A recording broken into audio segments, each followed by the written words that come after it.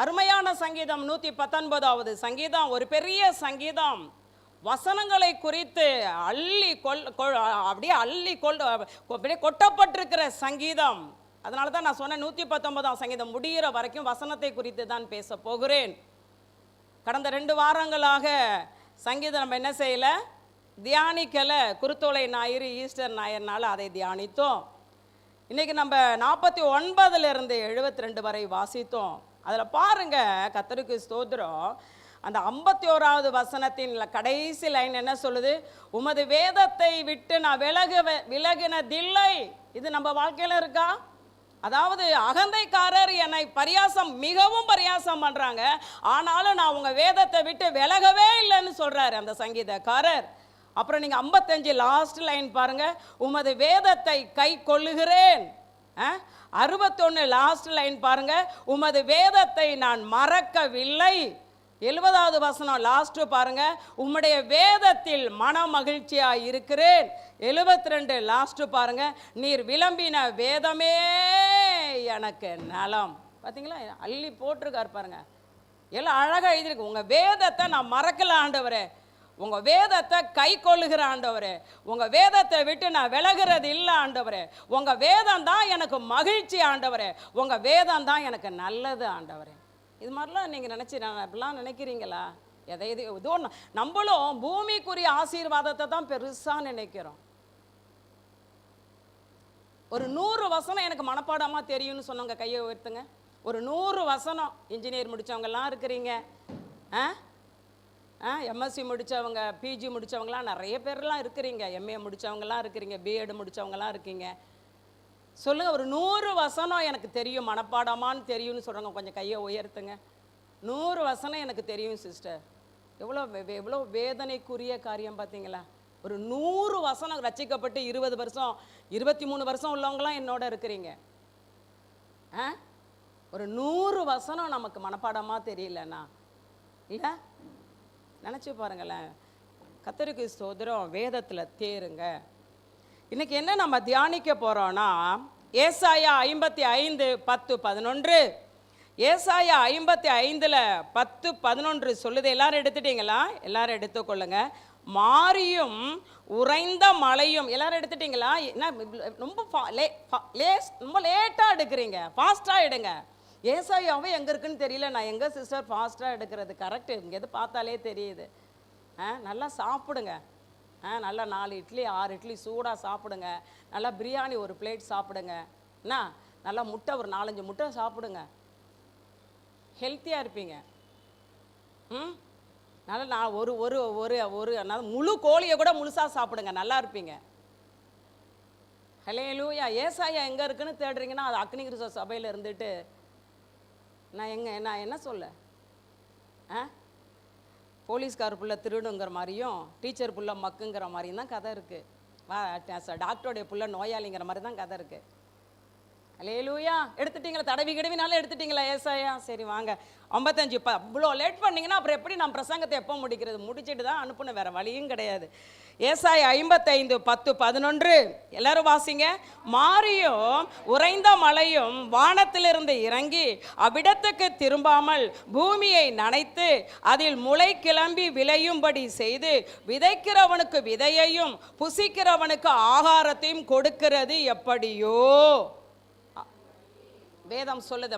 அதாவது மழை வானத்திலிருந்து வருது, வந்த மழை அப்படியே மறுபடியும் மேலே போயிருதா?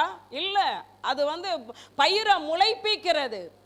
அது மாதிரி சொல்றார் ஆண்டவர். அப்படியே என் வாயிலிருந்து புறப்படுகிற வசனமும் இருக்கும், அது வெறுமையா என்னிடத்திற்கு திரும்பாமல் அது நான் விரும்புகிறதை செய்து நான் அதை அனுப்பின காரியம் ஆகும்படி வாய்க்கும்.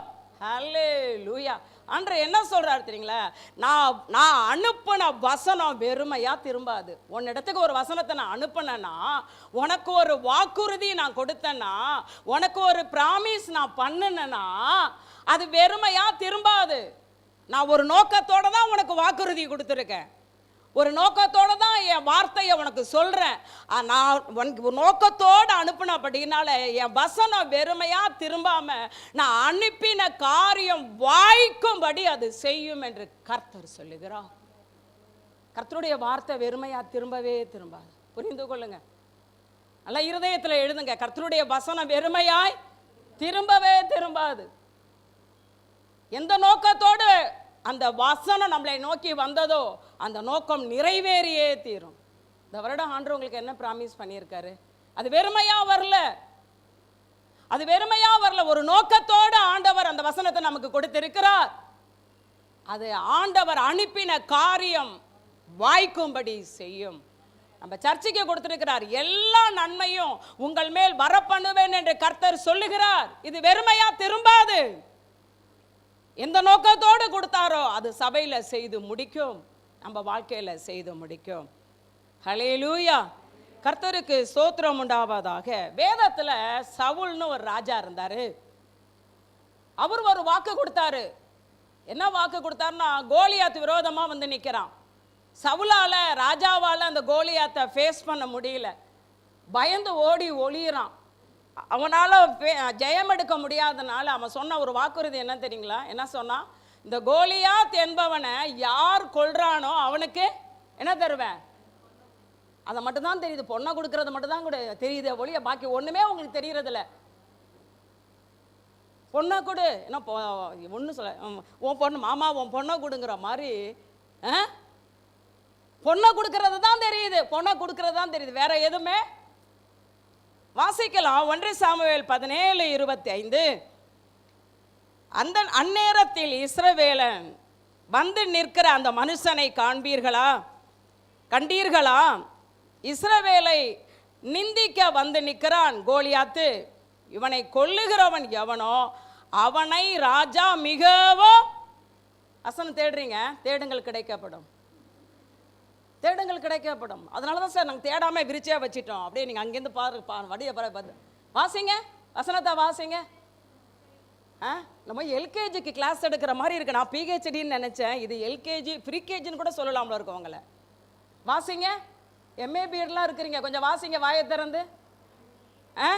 அந்நேரத்தில் அவன் என்ன நோனோம் ராஜா அந்த அந்த கோலியாத்தை கொல்றவனுக்கு ராஜா என்ன தருவாராம்? அவனை மிகவும் ஐஸ்வர்யவா, நல்ல சொத்து தருவேன்னு சொல்றாரு. கோலியாத்தை யார் ஜெயிக்கிறாங்களோ அவங்களுக்கு நான் என்ன தருவேன்? சொத்து தருவேன், மிகவும் ஐஸ்வர்யவானாக்குவேன். அடுத்து அவனுக்கு தன்னுடைய குமாரத்தையே தந்து அவன் தகப்பன் வீட்டாருக்கு சர்வமானியம், சர்வமானியனா வரி இல்லாத வாழ்து, வரி கட்ட வேண்டியிருக்குல்ல, அதான் தராத மாதிரி வரி இல்லாத லைஃப் தருவேன்னு சொன்னார். சவுல் செஞ்சார, வாக்குறுதி கொடுத்தாரு. ஆனால் ஒருத்தர் ஜெயித்தாரு, தாவீது ஜெயம் எடுத்தாரு. சவுல் கொடுத்த எல்லா வாக்குறுதிக்கும் தாவீது தகுதியான நபர். ஆனால் சவுல் வாக்கு கொடுத்ததை செஞ்சாரா செய்யலையா? நல்லா அல்வா கொடுத்தாரு. என்ன கொடுத்தாரு? பொண்ணை கொடுத்தார, பெரிய பொண்ணை நிச்சயம் பண்ணி ஏமாத்தனான், விரட்டி அடித்தான். எதாவது கொடுத்தானா தாவீதுக்கு சவுல்? மனுஷனுடைய வாக்குறுதி அப்படிதான். ஆனால் நம்ம ஆண்டவர் வானத்தையும் பூமியை உண்டாக்கின ஆண்டவருடைய வாக்குறுதி வெறுமையாய் திரும்பவே திரும்ப. உன்னை வாளாக்காமல் தலையாக்குவே, நீ கீழாகாமல் மேலாவா என்றால் வெறுமையா தேவனுடைய வாக்குறுதி திரும்பாது. அவர் எந்த நோக்கத்தோடு அனுப்புனாரோ அந்த காரியத்தை வாய்க்க செய்யும். சொல்லுங்க, தேவனுடைய வாக்கு வெறுமையாய் திரும்பவே திரும்பாது. சவுல் ராஜா வாக்கு சொன்னான், செய்யல. ஆனால் நம்ம ஆண்டு சொன்னார்னா செய்வார். செய்கிறத தான் ஒரு வசனத்தை வாசிக்கலாம். யோவான் சுவிசேஷம் 4ஆம் அதிகாரம் 50-51. அங்கே என்ன போட்டிருக்குன்னா, ராஜாவுக்கு ஒரு பையன் இருக்கான். அந்த பையன் என்ன செஞ்சிட்டான்னு கேட்டால் வியாதியாக இருக்கான். எடுத்துட்டீங்களா? யோவான் 4:50-51. ராஜாவின் மகன், ஆண்டவரே, அதாவது ராஜாவுடைய பையன் உயிருக்கு போராடுறான், வியாதி, மரண வியாதி. அப்போ அவன் என்ன செய்கிறான்? ஆண்டவர்கிட்ட வந்து, ஆண்டவரே, என் பிள்ளை சாகிறதுக்கு முன்னே என் வீட்டுக்கு வாங்க. என்ன சொல்கிறான்? எடுத்துட்டீங்களா எல்லாரும்? என்ன சொல்கிறா ராஜா? என் பிள்ளை சாகிறதுக்குள்ள என் வீட்டுக்கு வாங்க, என் பிள்ளை பொழைக்கணும் அப்படின்னு இயேசுவை கூப்பிட்டான். இயேசு என்ன சொன்னார் தெரியுங்களா? 50. இயேசு அவனை நோக்கி, நீ போகலாம், உன் குமாரன் பிழைத்திருக்கிறான். நான் உன் வீட்டுக்கு வரணுங்கிற அவசியமே கிடையாது, நீ போகலாம், உன் குமாரன் என்ன செய்கிறான்? பிழைத்திருக்கிறான் என்றார். அந்த மனுஷன் இயேசு சொன்ன வார்த்தையை நம்பி போனான். இதை மட்டும் புரிஞ்சு, இன்னைக்கு உங்களுக்கு நம்பிக்கை இருக்கா? இன்னைக்கு நம்பிக்கை இருக்கா உங்களுக்கு? ஆண்டோடைய வார்த்தையை நம்புங்க. மனுஷன் கொடுக்கறதெல்லாம், இந்த சவுல் கொடுத்ததுக்கெல்லாம் அல்வா தான் கொடுத்தாரு. தேவன் சொன்னார்னா தேவன் அல்வா கொடுக்க மாட்டார். இந்த ராஜா என்ன செஞ்சான்? ஆண்டு சொன்ன வார்த்தையை நம்பி போனான். நான் இயேசு என்ன சொன்னாரு? நீ போகலாம், உன் குமாரன் பிழைத்திரு. வார்த்தையை நம்பி போன 51 பாருங்க. அவன் போகையில் அவனுடைய ஊழியக்காரர் அவனுக்கு எதிர்கொண்டு வந்து உம்முடைய குமாரன் பிழைத்திருக்கிறான் என்று அறிவித்தார்கள். நம்முடைய தேவனுடைய வார்த்தை வெறுமையா திரும்பாது. அவ்வளவு சீக்கிரம் ஆண்டவர் யாருக்கும் வாக்கு கொடுக்க மாட்டார். அவ்வளவு சீக்கிரம் ஆண்டவர் நம்மளோட பேச மாட்டாரு. பேசினார்னா சொன்னதை செய்வார். அவருடைய வார்த்தை வெறுமையாய் புதிய காரியத்தை செய்வேன்னு சொன்னா வெறுமையாய் திரும்பாது. ஆரோக்கியம் வரப்பண்ணுவேன்னு சொன்னா வெறுமையாய் திரும்பாது. இதிலும் பெரிதானவர்களை காண்பாயின்னு வாக்கு கொடுத்தா வெறுமையாய் திரும்பாது. உன்னை உயர்த்துவேன், வெறுமையாய் திரும்பாது. உன்னை மேன்மைப்படுத்துவேன், வெறுமையாய் திரும்பாது. இனி உன்னை சிறுமைப்படுத்தாதிருப்பேன், வெறுமையாய் திரும்பாது. நீ போகலாம், உன் குமாரன் பிழைத்திருக்கிறான். பிழைச்சான், அந்த நேரமே பிழைத்தான். ஏன்னா தேவனுடைய வார்த்தை வெறுமையாய் என்ன செய்யாது? திரும்பவே திரும்பாது, திரும்பவே திரும்பாது. ஆண்டு ஒரு வார்த்தை உங்களுக்கு சொன்னால் நடக்கும். இன்னைக்கு வேதத்திலிருந்து 3 காரியங்களை கொண்டு வந்திருக்கிறேன். இந்த 3 காரியம் என்னன்னு கேட்டா, மிகவும் மோசமான சூழ்நிலையில ஆண்டவர் வாக்கு கொடுக்கிறார். மிகவும் மோசமாயிடுச்சு, அவ்வளவுதான். அதுக்கப்புறம் அவங்க வாழ்க்கையிலெல்லாம் ஒரு நன்மையை பார்க்க வாய்ப்பே இல்லை. மோசமான சூழ்நிலை, கிரிட்டிக்கலான சூழ்நிலை, கடினமான சூழ்நிலை. அந்த சூழ்நிலையில ஜீசஸ் அவர்களை பார்த்து ஒரு வாக்கு கொடுத்தாரு. அது அப்படியே நிறைவேறியது. நம்ம இன்னைக்கு சூழ்நிலையை தான் பார்க்கிறோம். சூழ்நிலையை பார்த்து தான் அதெல்லாம் ஆண்டவர் உயர்த்த வாய்ப்பு இல்லை. சூழ்நிலையை நம்ம பார்க்கிறோம், வாக்குறுதி என்ன செய்ய மாட்டேங்கிறோம்? பார்க்க மாட்டேங்கிறோம். அல்லேலூயா. சூழ்நிலையை வைத்து இயேசுவை எடை போடாதிருங்கள். இயேசு வார்த்தையில் வல்லமை உள்ள தேவன். அல்லேலூயா. 3 சூழ்நிலைகள், மோசமான சூழ்நிலைகள், கடினமான சூழ்நிலையில வாக்குறுதி கொடுத்தார். அது அவர்களே நம்பல, ஆனா நிறைவேறியது. அல்லேலூயா. இன்னைக்கு நீங்களும் கூட ஆண்டு கொடுக்கிற வாக்குறுதியை நம்பாம இருக்கலாம், ஆனால் ஆண்டோடைய வார்த்தை வெறுமையாய் திரும்பாது. முதலாவது சூழ்நிலை, உலர்ந்து, மிகவும் உலர்ந்து போன சூழ்நிலை. இனிமேல்லாம் இந்த சூழ்நிலை மாற ஒரு அடையாள அறிகுறியே கிடையாது. இந்த சூழ்நிலை மாற வாய்ப்பே கிடையாது. ஒரு சாத்தியமும் கிடையாதுன்னு நம்ம நினைச்சிட்டு இருக்கலாம். இன்னைக்கு ஆண்டு சொல்றார், உலர்ந்து போன வாழ்க்கை உயிரடையும். எஸ், உலர்ந்து போன வாழ்க்கை. படிப்பு உலர்ந்து போயிருச்சா? ஃபியூச்சர் உலர்ந்து போயிருச்சா? ஆரோக்கியம் உலர்ந்து போயிருச்சா? வருமானம் உலர்ந்து போயிருச்சா? ஜபஜீவியம் உலர்ந்து போயிருச்சா? விசுவாசம் உலர்ந்து போயிருச்சா? இனிமே ஆண்டவரை நம்ப வாய்ப்பே இல்லை. இனிமே என் சூழ்நிலை மாறும், என் வாழ்க்கை துளிர்க்கோ, என் வாழ்க்கை அப்படியே பூ பூக்கோ, அதுக்கெல்லாம் சாத்தியமே இல்லை சிஸ்டர். பட்டு போயிருச்சு லைஃப். என்ன ஆயிருச்சு? பட்டு போயிருச்சு. பட்டு போனதை விட மிகவும் பட்டு போயிருச்சு. இனி வாய்ப்பு, இனி சாத்தியமே, இனி இந்த சூழ்நிலை மாறுறதுக்கு ஒரு அறிகுறி கூட இல்லை. அப்படி இருக்கலாம். இன்னைக்கு உங்களோடு தான் ஆண்டு பேசுகிறார். உலர்ந்து போன வாழ்க்கை உயிரடையும். மணி பர்ஸ் உலர்ந்து போயிருச்சோ? காசே பேத்தான் மணி பர்ஸ், அதில் என்னவே இல்லை, மணியே இல்லை. ஜீசஸ் பேங்க் பேலன்ஸ் எல்லாம் உலர்ந்து போயிருச்சோ? ஆண்டவர் சொல்லுகிறார், ஆண்டோடைய வார்த்தை வெறுமையாய் திரும்பாது.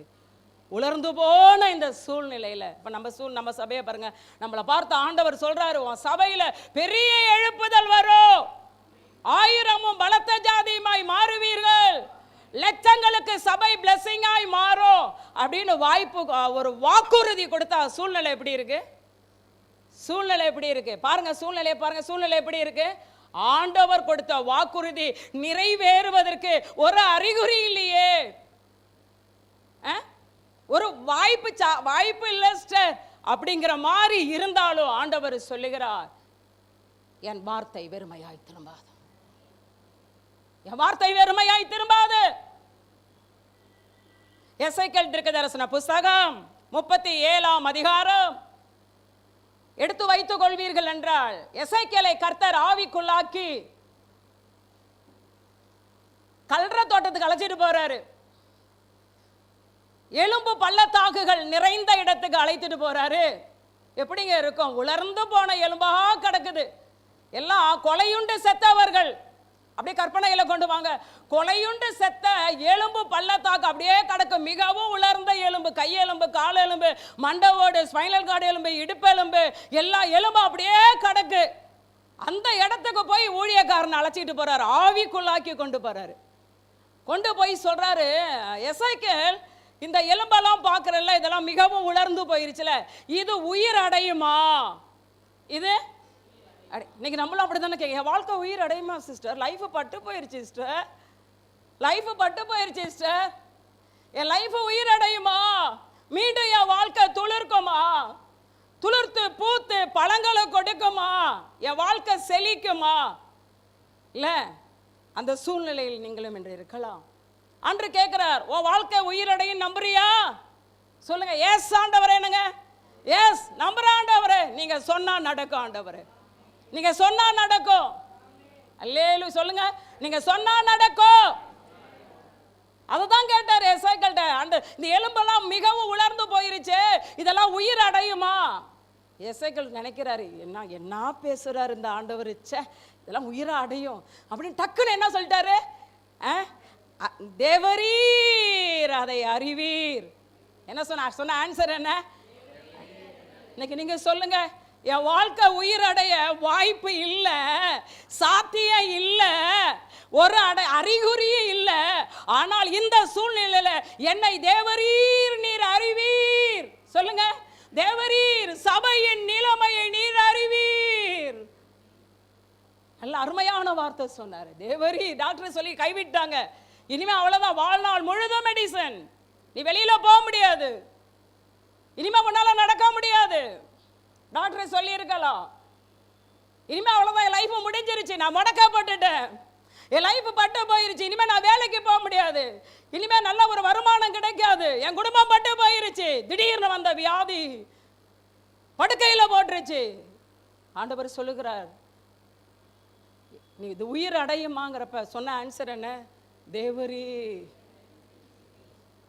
நீர் அறிவி. உடனே ஆண்டவர் சொல்றார், உயிர் அடைய ஒரு தீர்க்க தரிசனம் சொல்லுங்கிறார். எலும்பை பார்த்து, மிகவும் உலர்ந்த எலும்பை பார்த்து தீர்க்க தரிசனம் சொல்லுங்கிறாருங்க. இன்னைக்கு ஆண்டவர் அடியேன் வழியா உங்களுக்கு தீர்க்க தரிசனம் சொல்லுகிறார். மிகவும் உலர்ந்த வாழ்க்கை உயிர் அடையும், உயிர் அடையும், உயிர் அடையும், உயிர் அடையும். எசேக்கியேலை பார்த்து தீர்க்க தரிசனம் சொல்லுங்கிறார். பார்த்து சொல்லு, நரம்பு உருவாகும்னு சொல்லு, சதைகள் உருவாகும்னு சொல்லு, தோல் உருவாகும்னு சொல்லு, எழுந்து நில்லு, நீ மகா சேனையாய் மாறுவாய் என்று சொல்லு. யாராச்சும் உலர்ந்த எலும்பிட்ட போய் பேசினா அதுக்கு காது கேட்குமாங்க?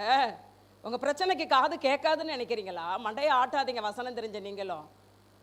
உங்க பிரச்சனை மிகவும் உலர்ந்து போயிருச்சு, காது கேட்குமான்னு நினைக்கிறீங்களா? காது கேட்குமா உலர்ந்து போன எலும்புக்கு? ஆண்டவர் சொன்னா கேட்கும், ஆண்டவர் சொன்னா கேட்கும். சிஸ்டர் என்ன அள்ளி விடுறீங்களா? கதை விடுறதுக்கு நான் வந்து இங்க நிக்கிறேன். டாக்டர்லாம் என்னையும் தான் சொன்னாங்க, முடிஞ்சு போச்சு கேஸுனாங்க. நானே தான் காதில் வாங்கினேன். முடிஞ்சு போச்சு நாங்க. முடிஞ்சிருச்சா? முடிஞ்சிருச்சா? ஜீசஸ் அல்லேலூயா. தீர்க்க தரிசனம் சொல்லுனாரு. எசேக்கியேலுக்கே நம்ப முடியல. உலர்ந்து போன எலும்பிட்ட போய் யாராவது பேசுவாங்களா? உலர்ந்து போன எலும்புக்கு போய் வாக்கு தருவாங்களா? உலர்ந்து போன எலும்பை போய் யாராச்சும் மதிப்பாங்களா? யாராவது உலர்ந்து போன எலும்புக்கு போய் வாக்கு கொடுப்பாங்களாங்க? ஒன்றும் இல்லை. எல்லாருக்கும் பேங்கு கிரெடிட் கார்டு கொடுத்துருமா? சிலருக்கெல்லாம் வாழ்நாள் முழுசுமே கிரெடிட் கார்டு கிடைக்காது. எல்லாருக்கும் பேங்க் லோன் கொடுக்குதா? சொல்லுங்க கொஞ்சம் தெரிஞ்சவங்கலாம். எல்லாருக்கும் பேங்க் லோன் கொடுக்குதா? இன்னும் சொல்றேன், நீங்க ஒருத்தவங்க வந்து உங்கள்கிட்ட சூரிட்டி கையெழுத்து கேட்குறாங்க, போட்டுருவீங்களா? அவங்கள்ட்ட ஏதாவது இருக்கா? இல்லாட்டினா என்ன செய்யணும்? போட்ட நம்ம தான் என்ன செய்யணும்? மாட்டிக்கிட்டு முழிக்கணும். அதனால என்ன பார்ப்போம்ல, இவங்களால முடியுமா? இவங்களுக்கு போய் நம்ம கையெழுத்து போடுறோமே, நம்மளே இவ்வளோ செய்யறோம். பேங்க்லலாம் லோன் எல்லாருக்கும் கிடையாதுங்க, அதற்குரிய தகுதி இருக்கணும்ல. ஆனால் நம்ம தேவன் அற்புதம் செய்ய எந்த தகுதியுமே தேவையில்லைங்க. நீ மிகவும் உலர்ந்த எலும்பாக இருந்தாலும் என்னை நம்புனா போதும். உலர்ந்த எலும்புக்கு யாரும் ப்ராமிஸ் தரமாட்டாங்க, பேச மாட்டாங்க, மதிக்க மாட்டாங்க. ஆண்டவர் சொல்லுகிறார், எசேக்கியேலை பார்த்து தீர்க்கதரிசனம் சொல்லுப்பாங்கிறாரு. 37:10 பாருங்க. எனக்கு கற்பிக்கப்பட்டபடி நான் தீர்க்க தரிசனம் உரைத்தேன். அப்பொழுது ஆவி அந்த உலர்ந்த எலும்புகளுக்குள் பிரவேசிக்க அந்த உலர்ந்த எலும்புகள் உயிரடைந்து காலூன்றி மகா பெரிய சேனையாய் நின்றார்கள். எஸ், தேவனுடைய வார்த்தை வெறுமையாய் திரும்பாது. இவரும் கொஞ்சம் இது பண்ணி தான் வார்த்தை சொல்றாரு, பயந்து தான் சொல்றாரு. ஆனால் தீர்க்க தரிசனம் சொன்ன நேரத்தில் மிகவும் உலர்ந்த எலும்போட காது கேட்டுச்சு, உயிர் அடைந்தது. வாழ்க்கை உயிர் அடையும், வாழ்க்கை செழிக்கும், வாழ்க்கை மீண்டும் துளிர்க்கும், நீங்கள் நல்லா இருப்பீங்க. ஏன்னா தேவனுடைய வார்த்தை வெறுமையாய் ஒன்றும் இல்லைங்க. நமக்கு தெரியும், ஆபிரகாம் சாரா 75 வயசில் வாக்கு கொடுக்குறாரு. சரி 76 நடக்கும்னு நினச்சாரு, 80 ஓடுனுச்சு. சரி 86 நடக்குன்னு நினச்சாரு, 90 ஓடுனுச்சு. சரி 91 நடக்குன்னு கேட்டார், 100க்கு வந்துட்டார். 100க்கு வந்ததுமே ஆபிரகாமுடைய சரீரம் உலர்ந்து போயிட்டு. ஆபிரகாமுடைய சரீரம் என்ன ஆயிடுச்சு? சாராளுடைய கர்ப்பம் என்ன ஆயிடுச்சு? ஆனால் ஆண்டவர் என்ன சொல்றாரு? என் வார்த்தை வெறுமையாய் திரும்பாது, என் வார்த்தை வெறுமையாய். ஆனால் சூழ்நிலை என்ன ஆயிடுச்சு சொல்லுங்க? பட்டு போயிடுச்சு, மிகவும் உலர்ந்து போயிருச்சு. ஆனா வாக்கு என்ன சொல்றாரு? நான் கொடுத்தேன்னா கொடுத்தது தான், திரும்ப என்னட்ட என்ன செய்யாது, அந்த காரியத்தை செய்து முடிக்காம என்னட்ட திரும்பி வராதுன்ட்டாரு.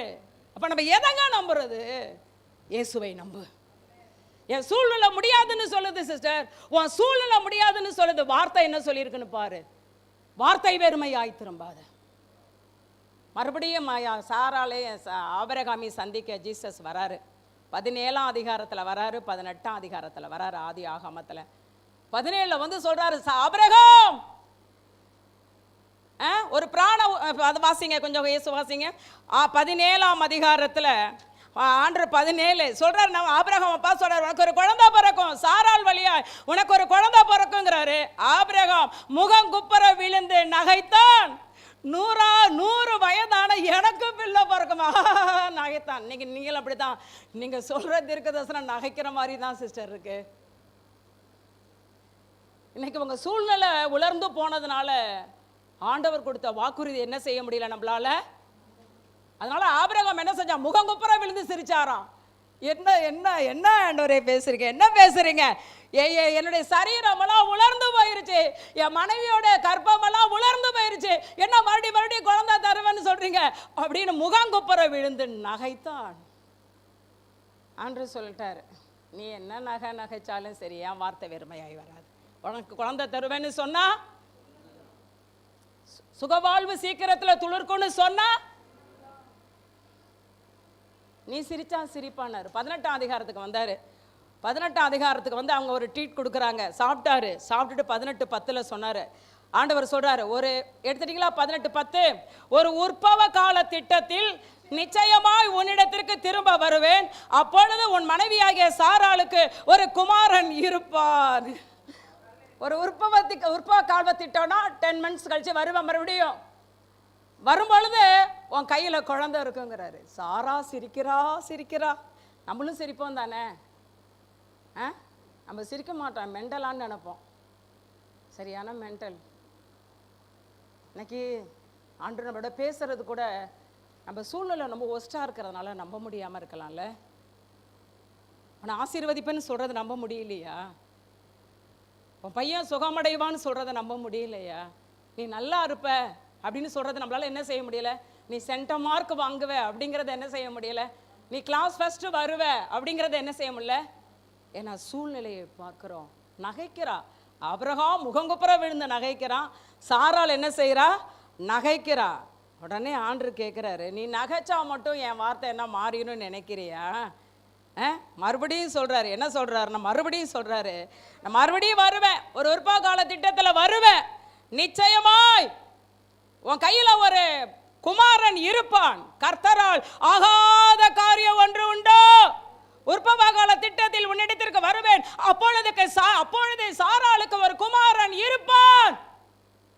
அவன் நீ நகைச்சாலும் சரி, நீ குப்புற விழுந்து நகைச்சாலும் சரி, வாயை போத்திட்டு நகைச்சாலும் சரி, என் வார்த்தை வெறுமையாய் திரும்பாது.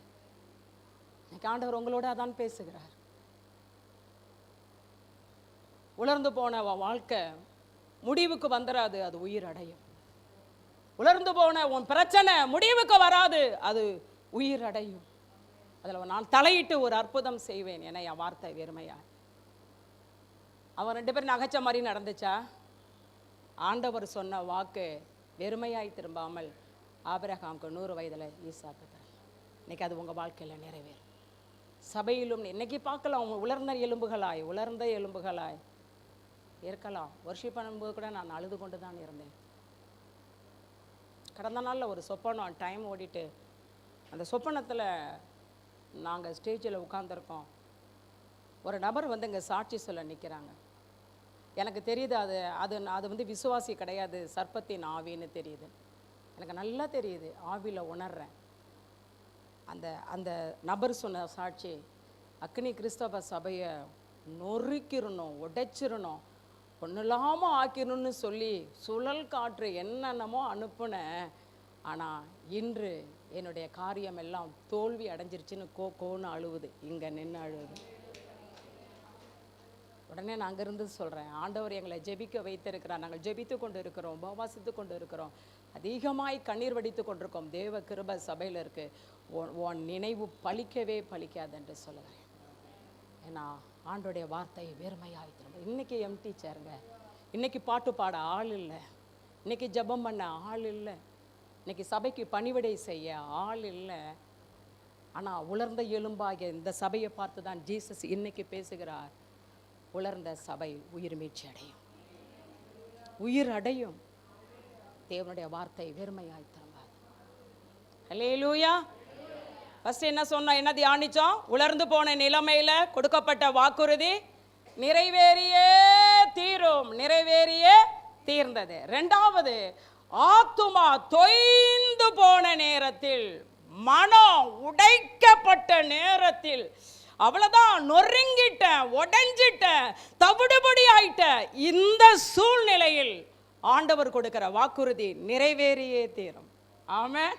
இன்னைக்கு ஆத்துமா என்பது நம்முடைய மனம். வாசிக்கலாம், சங்கீதம் 42:5. சங்கீதம் 42:5 தாவீது சொல்லுகிறார், என் ஆத்துமாவே நீ ஏன் கலங்குகிறாய், ஏன் எனக்குள் தேங்குகிறாய், தேவனை நோக்கி காத்திரு. 6வது வசனம், என் தேவனே என் ஆத்துமா எனக்குள் கலங்குகிறது. இன்னைக்கு மனம் கலங்கி போய், திகைத்து போய், உடைக்கப்பட்டு நொறுங்கின நிலையில ரணமா வந்து நிக்கிற சிஸ்டர், ஆத்துமா தொய்ந்து போயிடுச்சு சிஸ்டர், என் மனம் தொய்ந்து போயிருச்சு அப்படிங்கிற சூழ்நிலையில வந்திருப்பீர்கள் என்றால், இதை பார்த்து கொண்டு இருப்பீர்கள் என்றால், உங்களை நோக்கி தேவனுடைய வார்த்தை வருகிறது, தொய்ந்து போன காரியத்தில் ஒரு அற்புதம் செய்வேன் என்று. தேவனுடைய வார்த்தை வெறுமையாய் திரும்பாது. இந்த தாவீது யாருங்க? சாதாரண மனுஷனா? தாவீது 42:1-2 வாசிக்கும் பொழுது தாவீது சொல்றார், ஆண்டவரே மானானது நீரோடைகளை வாஞ்சித்து கதறுகிறது போல என் ஆத்துமா உங்களுக்காக கதறுது ஆண்டவரே. என் ஆத்துமா தேவன் மேல, ஜீவனுள்ள தேவன் மேலேயே தாகமா இருக்கு. நான் எப்பொழுது தேவனுடைய சந்நிதியில் வந்து நிற்பேன்? தேவன் மேல தாகமாய் இருக்கிற ஆத்துமா தொய்ந்து போயிருக்கு. ஆவிக்குரிய ஜீவியத்தில் தாகமா இருக்கிற ஆத்துமா, ஆலயத்தின் மேல தாகமாய் இருக்கிற ஆத்துமா, ஜபத்தின் மேல தாகமாய் இருக்கிற, வேத வாசிப்பின் மேல தாகமாய் இருக்கிற, ஆண்டவருக்காக ஏதாவது செய்யணும்னு ஆண்டவருக்காய் வைராக்கியம் பாராட்டுகிற மனுஷனுடைய வாழ்க்கையில ஆத்துமா தொய்ந்து போனது. ஹல்லேலூயா. நான் நல்லா தானே ஜெபிக்கிறேன், வாஞ்சையோடு ஜெபிக்கிறேன், தாகத்தோடு ஜெபிக்கிறேன், வாஞ்சையோடு வசனத்தை வாசிக்கிறேன், ஞாயிற்றுக்கிழமைனா தாகத்தோடு ஆலயத்துக்கு ஓடி வர, ஆண்டவருக்காக எழும்பணும், அதெல்லாம் விரும்புகிறேன். என் வாழ்க்கையில நான் உடைக்கப்பட்ட நிலையில் இருக்கேன், மனம் உடைஞ்சிருச்சு. மனமெல்லாம் உடஞ்சிருச்சுன்னா செயல்பட முடியாதுங்க. மனம் உடஞ்சிருச்சுன்னா மகிழ்ச்சியா இருக்க முடியாது. மனம் உடஞ்சிருச்சுன்னா நல்ல வஸ்திரம் கூட நம்மளால உடுத்த முடியாது. நாலாத பகுதி அந்த பாதையை கடந்து வந்திருக்கிற ஆத்துமா தொய்ந்து போன நிலையில ஆண்டவருக்கு ஒரு வாக்குறுதி கொடுப்பார் என்றால் அது நிச்சயம் நிறைவேறும். ஆத்துமா தொய்ந்து போயிருச்சுன்னா ஆண்டவர் நம்முடைய வாழ்க்கையில செஞ்ச நன்மைகள்லாம் மறந்துடுவோம். கரெக்டா? நம்ம ஆத்துமா தொய்ந்து போற நிலையில நம்ம வாழ்க்கையில ஏற்கனவே ஆண்டு செஞ்ச நன்மையெல்லாம் நினைவுக்கு வரும்னு நினைக்கிறீங்க. அதை செஞ்ச ஆண்டு இதை செய்ய மாட்டாரா, அதை பண்ணினா ஆண்டவர் இதை பண்ண மாட்டாரா, அதெல்லாம் நம்ம நினைவுக்கு வரும். நம்ம ஆத்துமா உடைந்த நிலையில ஆண்டவர் செய்த நன்மைகளை மறந்துடுவோம். அடுத்து நம்ம என்ன செய்வோம் தெரியுங்களா? சாவை விரும்புவோம். கரெக்டா? மனம் ரொம்ப உடஞ்சிருச்சுன்னா எதை விரும்புவோம்? நான் உயிரோடு இருந்த எதுக்கு சிஸ்டர்? நான் கடந்து வந்திருக்கேன் அந்த பாதையெல்லாம். நான் உயிரோடு இருந்து எதுக்கு? ஆத்துமா தொய்ந்து மனம் உடைஞ்சிருச்சுன்னா மரணத்தை விரும்புவோம், சாவை விரும்புவோம். ஹல்லேலூயா. மனுஷங்களோட பேசவே நமக்கு பிடிக்காது. மனசு உடைஞ்சிருச்சுன்னா யாரோடையும் பேச நமக்கு பிடிக்காது. மனுஷர்களை தூரம் வைப்போம். இந்த சூழ்நிலையை கடந்து வந்தது வேதத்தில் யார் தெரியுங்களா? எலியா. எலியா சாதாரண மனுஷனா? பெரிய தீர்க்கதரிசி. எடுத்து வைங்க 1 ராஜாக்கள் 17. எலியா பெரிய தீர்க்கதரிசிங்க. வானத்திலிருந்து அக்கினியை இறக்கினவர். 850 பாகால் தீர்க்கதரிசிகளை கொலை செய்தவர். கர்த்தரே தெய்வம் என்று தேசத்தில் நிரூபித்தவர் ஒரு பெரிய தீர்க்கதரிசி எலியா. ஹல்லேலூயா. ஆனா அந்த எலியா ஒரு வார்த்தையை கேட்கிறாரு. என்ன வார்த்தை? ஏசபேல் ராணி சொல்றா, நாளைக்கு இந்நேரத்தில் உன் கதையை முடிச்சிருவேன். என்ன சொன்னா ஏசபேல்? நாளைக்கு இந்நேரத்தில் உன் கதையை நான் முடிச்சிருவேன் அப்படின்னு சொன்ன அந்த ஒரு வார்த்தை எலியாவுடைய ஆத்துமாவை தொய்ய பண்ணிடுச்சு. தொய்ஞ்சிட்டாருங்க. எலியாவுடைய மனசை உடைச்சிருச்சு. இன்னைக்கு நீங்க கேட்ட ஏதோ ஒரு வார்த்தை உங்க ஹார்ட்டை உடைச்சிருச்சா? உங்க வாழ்க்கையில நடந்த ஒரு சம்பவம் உங்களை நிலைகுலைய பண்ணிடுச்சா?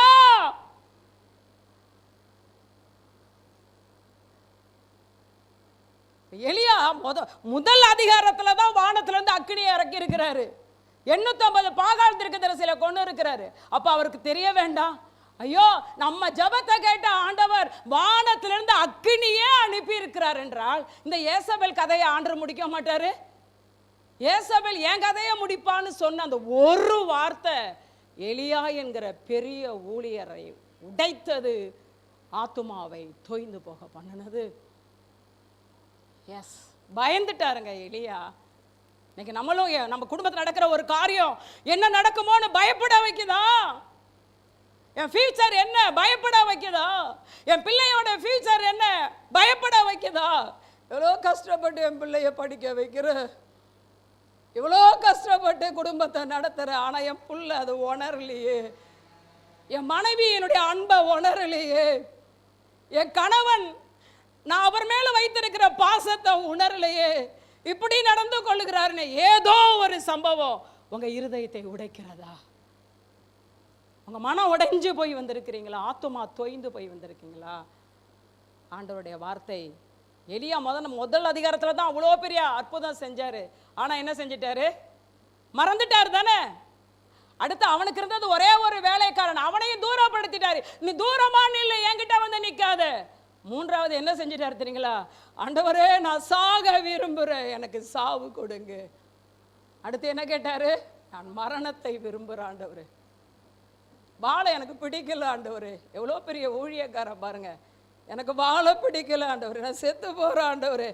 அப்படிங்கிற நேரத்தில் ஆண்டவர் தூதனை அனுப்பி, ஏசபேல் என் காரியத்தை என் கதையை முடிக்கிறேங்கிற, என் கதை முடிய போகுது, என் பிரயாணம் முடிய போகுதுங்கிற நேரத்தில் ஆண்டவர் பேசுகிறார். 1 ராஜாக்கள் 19:7, நீ பண்ண வேண்டிய பிரயாணம் வெகு தூரம். ஹல்லேலூயா. ஐயோ என் வாழ்க்கை முடிய போகுது, என் பிரயாணம் முடிய போகுது, ஏசபேல் என் கதையை முடிக்க போறேன், நான் சாக போறேன் அப்படிங்கிற எலியாவை பார்த்து வந்த வார்த்தை என்ன தெரியுமா? வெகு காலத்து செய்திகளை கர்த்தர் சொல்லுகிறார். உன் பிரயாணம் வெகு தூரம், உன்னை கொண்டு நான் அநேகரை அபிஷேகம் பண்ண போகிறேன், உன் மூலமா தேசத்துல சில காரியங்களை நான் செய்ய போகிறேன். அவளுடைய வார்த்தையை கேட்டா நீ பயந்து போய் கிடக்கன்னு தேவன் வார்த்தை அனுப்பினார். என் லைஃப்பை முடிஞ்சிருச்சு, என் பிரயாணம் அவ்வளோதான், ஜேர்னி அவுட்டு அப்படின்னு நினச்சவரை பார்த்து சொல்கிறார், உன் ஜேர்னி அவுட்டு இல்லை, இனிதான் உன் ஜேர்னி ஆரம்பிக்க போகுது. வெகு காலத்து செய்திகள். நீ ராஜாவை அபிஷேகம் பண்ண போகிற, உன் சாணத்தில் ஒருத்தனை தீர்க்கதரிசியாக மாற்ற போகிற, உன்னை கொண்டு நான் செய்ய வேண்டிய காரியம் நிறைய இருக்குது. இன்னும் சொல்ல போனால் எலியாவுக்கு மரணமே கிடையாது. அக்கினி ரதத்திலையும் அக்கினி குதிரையிலையும் பரலோகத்துக்கு போகும். எலியா கதையை முடிச்சிட்டால ஏசபேல் கதையை கர்த்தர் முடித்தார். எலியா தீர்க்கத்தை சொல்ல வச்சு ஏசபேல் கதையை கர்த்தர் முடித்தார். எலியாவுக்கு கர்த்தர் கொடுத்த அந்த ஆத்துமா தொய்ந்து போன நேரத்தில் ஆண்டவர் கொடுத்த வாக்கு தத்தம் நிறைவேறியே. ஹல்லேலூயா. நீங்கள் இன்னைக்கு உடைக்கப்பட்டு வந்திருக்கிற காரியம் முடிவுக்கு வரப்போகிறதில்ல. அதிலே தேவன் உங்களுக்காக யுத்தம் பண்ணி வர அற்புதத்தை. மனம் உடைஞ்சிருக்கீங்களா? பிள்ளைய குறித்து மனம் உடைஞ்சிருக்கீங்களா? ஆத்துமா தொய்ந்து இருக்கீங்களா? உங்கள் குடும்ப சூழ்நிலையில் தொய்ந்து இருக்கீங்களா? அன்று சொல்லுகிறார், உன் காரியம் அப்படி முடிய போகிறதே இல்லை, நான் தலையிடுவேன், அதில் ஒரு அற்புதத்தை செய்வேன் என்று இன்னைக்கு ஆண்டவர் வாக்குறுதி கொடுக்கிறார். நிறைவேறிடுச்சுல எலியா வாழ்க்கையில். பரலோகத்திலேருந்து அக்னி ரதம் வந்தது, பரலோகத்திலேருந்து அக்னி குதிரை வந்தது. ஏசபேல் கதை முடிஞ்சது. நம்ம பயமுறுத்தின காரியம் முடிவுக்கு வரும். நம்மளோட வாழ்க்கையில் கர்த்தர் அற்புதத்தை செய்வார். மூன்றாவது, மரிச்சே போயிடுச்சு, அவ்வளோதான். ஏற்கனவே மரித்து போன காரியத்தில் ஆண்டவர் வாக்குறுதி கொடுக்கிறார். ஃபஸ்ட்டு என்ன சொன்ன வாக்குறுதி? உலர்ந்து போன சூழ்நிலையில் வாக்குறுதி கொடுத்தார். அது என்ன ஆனிச்சு? வெறுமையா. ரெண்டாவது, ஆத்துமா தொய்ந்து போன நேரத்தில் ஒரு வாக்குறுதி கொடுத்தார். அது என்ன செய்யல? திரும்பி வரல. அது என்ன செஞ்சது எலியா வாழ்க்கையில்? மூன்றாவது, ஏற்கனவே ஆல்ரெடி நான் மரிச்சிட்டேன் சிஸ்டர், மரிச்சு போ, நீ ஏற்கனவே மரித்திருந்தாலும் உனக்கு ஆண்டவர்கிட்டருந்து வாக்குறுதி வருது, வெளியே வா, வெளியே வா. ஹல்லேலூயா. மார்த்தாள், மரியாள், லாசரு. யோவான் 11 எடுத்து வைத்துக் கொள்ளுங்க. 3 பேரையும் இயேசு அதிகமாய் நேசிச்சார். 3 பேரும் இயேசுவை அதிகமா நேசிச்சாங்க. பெத்தானியாவுக்கு இயேசு போனாலே மார்த்தாள் மரியாள் வீட்டுக்கு தான் போவாரு. ரொம்ப நல்லா அந்த குடும்பத்தினர் இயேசுவை கவனிச்சாங்க. இயேசுவை அந்த குடும்பத்துக்கு நன்மை செய்தார். அந்த பெத்தானியாவுக்கே தெரியுது இயேசுவுக்கு பிடித்த குடும்பம் மார்த்தாள், மரியாள், லாசரு. நல்ல போஷிக்கிற குடும்பம் மார்த்தாள், மரியாள், லாசரு. ஆண்டவரை கனப்படுத்துகிற குடும்பம் மார்த்தாள், மரியாள், லாசரு. மார்த்தாள், மரியாள், லாசரு வீட்டில் இயேசு ஒரு ராத்திரியே தங்கி இருக்கிறார் என்றால் குடும்பம் எப்படி இருந்திருக்கணும் பாருங்க. அப்பேற்பட்ட குடும்பத்தில் லாசரு வியாதி ஆனா உடனே அக்கா மார்த்தாளும் மரியாளும் இயேசுவுக்கு ஆள் அனுப்புறாங்க. இயேசு என்ன செய்யல? பேசுங்க அப்படியே முறைச்சி பார்த்தீங்கன்னா அப்புறம் நானும் முறைக்க வேண்டியதான் இருக்கும். இயேசு என்ன செய்யல? வரல. இயேசு வருவார்னு வெயிட் பண்ணாங்க. இயேசு என்ன செய்யல? அப்ப ஊரார் என்ன சொல்லியிருப்பாங்க? ரொம்ப இயேசு நீங்கடி இயேசுவை ரொம்ப நேசிச்சிங்க, ஊர் உலகத்துக்கே அந்த இயேசு அற்புதம் செய்கிறாரு உங்களை சொல்கிறாங்களா? இயேசுன்னு போகிற ஞாயிற்றுக்கிழமை ஃபங்க்ஷனுக்கு கூட வர மாட்டாளாம், சர்ச்சின்னு ஓடுவாளாம். இப்போ என்னடி ஆச்சு உங்கள் இயேசு கேட்குறாங்களா? கேட்கலையா? நல்லா கேட்பாங்க. எங்கள் ஊரில் என்ன கேட்டாங்க? இந்த செல்வி சோத்திரோன்னுச்சு, கதவை பூட்டி தான் ஜெபிச்சிச்சு, அதுக்கு தான் இந்த நிலைமை, அதுக்கா இந்த நிலைமை, 2 பிள்ளை சாக கொடுத்துட்டேன் நான். ஹல்லேலூயா. உலகம் பேசுங்க, வாழ்ந்தாலும் பேசும், தாழ்ந்தாலும் பேசும், நல்லா இருந்தாலும் பிடிக்காது, கெட்டு பண்ணாலும் பிடிக்காது. நல்லா இருந்தால் என்ன சொல்லும்? நீ பாரு நிற்கிற நிலையை பார்த்தியா எப்படி கிடந்தா, ட்ரெஸ்ஸு கூட இல்லாமல் கிடந்தா, என்னமோ புள்ள இப்போ அமெரிக்காவுக்கு போயிட்டானா நடையே மாறிட்டேன், உடையே மாறி ஐயோப்பா என்ன சப்பல் போட்டு நடக்கிறா. உலகம் வாழ்ந்தாலும் பேசும், அதெல்லாம் காதலே வாங்கக்கூடாது. ஆமாம். இப்போ இயேசு கூப்பிட்டு விட்டாங்க, இயேசு வரல. ஜனங்கள் என்ன பேசுனாங்க? இயேசுக்கு அப்படி சாப்பாடு போட்டீங்க, அவரும் உங்களை ரொம்ப நேசிச்சாரு, இப்போ ஏன் உங்கள் அண்ணன் சகோதரன் சாகுற மாதிரி கிடக்கல, வரலாம்ல. இயேசு வந்தாரா? இயேசுக்கு சொல்லிட்டீங்களா? கேட்டிருப்பாங்களா? கேட்டிருக்க மாட்டாங்களா? இயேசுக்கு சொன்ன, இயேசு வரல. இப்போ செத்துட்டான் லாசரு. செத்ததுக்கு அப்புறமா இயேசுக்கு என்ன செய்யறாங்க? ஆள் அனுப்புறாங்க. சாவுக்காவது வரலாம்ல இயேசு, இயேசு நம்மளை நேசிச்சது உண்மைனா சாவுக்காது வரலாம்ல.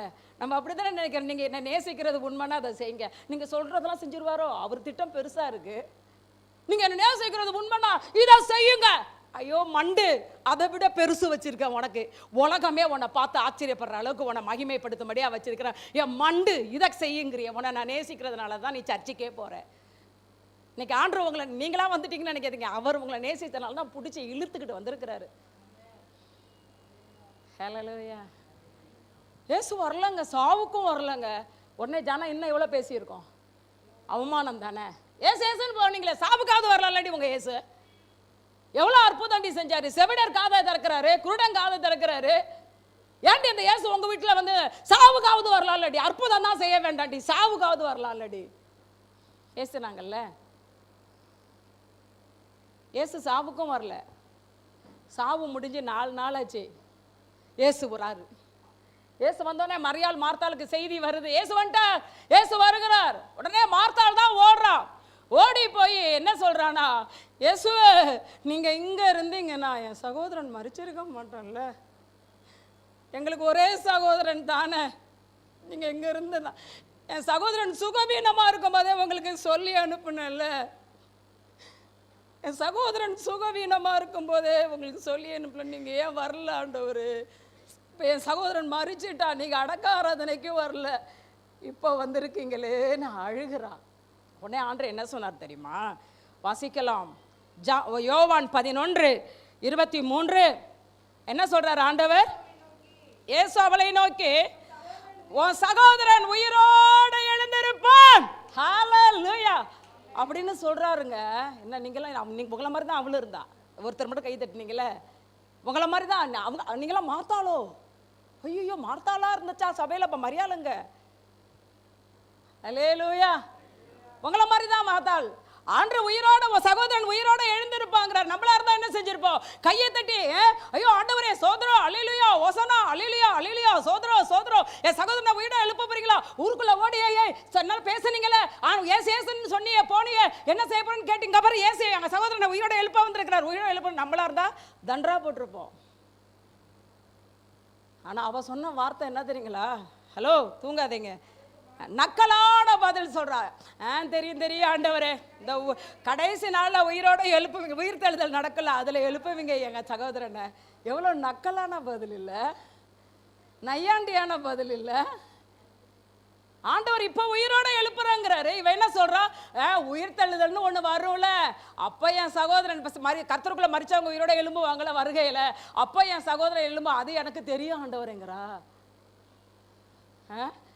ஹல்லேலூயா, கர்த்தருக்கு ஸ்தோத்திரம். அதுக்கப்புறம் அவர் சொல்றாரு, சரி சரி மரியாதை எங்க வச்சு, சரி சரி ஓகே ஓகே. ஆண்டவர் வந்து ஆண்டவருடைய வார்த்தையை விசுவாசிக்க கூட நமக்கு பலன் இல்லை என்பதை தேவன் அறிந்திருக்கிறார். நம்ம சகோதரனை உயிரோட எழுப்புவோன்னு சொல்றோம், ஆனா அவளுக்கு என்ன இல்லை? நான் சொல்ற வார்த்தையை விசுவாசிக்க கூட அவளுக்கு பலன் இல்லை. அந்த அளவுக்கு அவ உச்ச நிலைமைக்கு போயிட்டான்னு தேவன் அறிந்திருந்தார். அதான் அவளுடைய நம்பிக்கை என்னன்னா, உயிரோட இருக்கிறப்ப, சுகவீனமா இருக்கிறப்ப நீங்க வந்திருந்தீங்கன்னா உங்களால அற்புதம் செய்ய முடிஞ்சிருக்கும். செத்து போய் 4 நாள் ஆயிடுச்சு, இப்போ வந்திருக்கீங்களே, அதனால உங்களால முடியாதுங்கிற மாதிரி அவ பேசுறா. ஆனாலும் தேவனுடைய வார்த்தை வெறுமையாய் திரும்புகிறது இல்லை. இன்னைக்கு நீங்களும் அப்படிதான் நினைச்சிட்டு இருக்கீங்களே, இனிமேல என் வாழ்க்கை கட்டப்பட வாய்ப்பு இல்லை சிஸ்டர். இல்லை இல்லை இல்லை. ஆண்டு சொன்னார், சரி சரி கல்ற எங்க வச்சிங்க லாசரை வாங்க அப்படின்னு சொல்லிட்டு, சரி இந்த கல்லை புரட்டி போடுங்க. உடனே மாதிரி மார்த்தா நிக்கிறா குறுக்கன்னு, என்னது கல்லா புரட்டுங்களா? ஐயோ நாரா, அவன் 4 நாள் ஆயிருச்சு. இயேசு கிரியை செய்ய கூட அவ விடலைங்க, குறுக்க நிக்கிறாங்க. போதும் போதும் போதும், கல்லை நகர்த்தாதீங்க, கல்லை நகர்த்தாதீங்க. இயேசு கல்லை நகர்த்துங்கிறாரு, இவன் என்ன சொல்றா? கல்லை. அந்த அளவுக்கு அவளால வார்த்தையை விசுவாசிக்க முடியாத எல்லைக்கு போயிட்டா. ஆண்டவர் அதெல்லாம் மனசுல கொண்டு போகவே இல்லைங்க. கல்லை தள்ளு அப்படின்ட்டு ஒரே வார்த்தை. மரித்து போய் 4 நாளான லாசருவை பார்த்து ஒரே வார்த்தை சொன்னார், என் வார்த்தை வெறுமையாய் திரும்புகிறது இல்லை, லாசருவே வெளியே வா. லாசர் வெளில வந்துட்டானா இல்லையா? மரித்து போன லாசருக்கு ஆண்டவருடைய சத்தம் கேட்கும்னா நம்ம பிரச்சனைக்கு தெய்வ சத்தம் கேட்காதா? ஆண்டவருடைய வார்த்தை ஒருபோது வெறுமையாய்.